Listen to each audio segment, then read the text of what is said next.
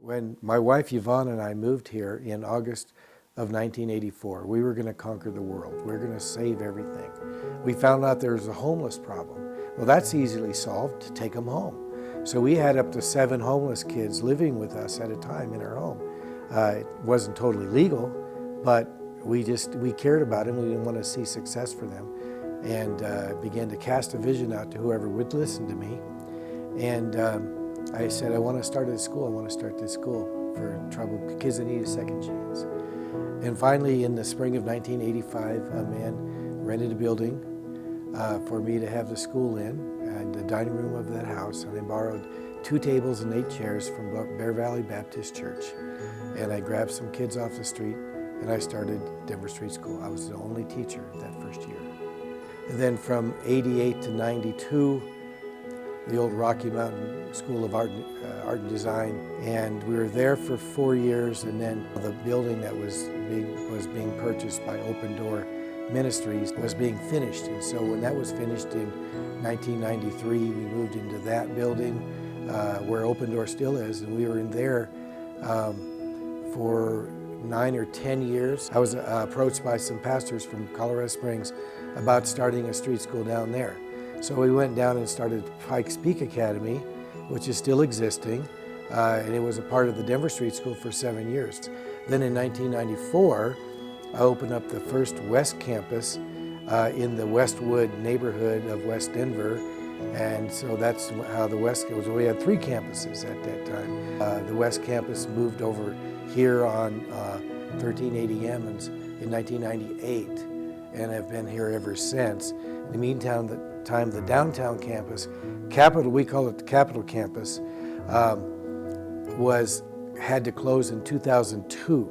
2005, we opened up a campus in North Aurora. We call it the East Campus now. And so 2005 until today, we have had 2 campuses. I was excited to have somebody say that I could graduate from high school, and that's the message I got when I went to the Denver Street School. What I remember on a daily basis was the personal interaction that I had with not only my teachers, but Tom, and they were very interested to know about what was happening in life, how yesterday was, how today was going to be, what tomorrow was going to be. And they showed a genuine care for what was going on, and it really made me comfortable. Most of all, I remember Bible study class that each student could share what was happening in their life that day, and then we could relate that to the scripture.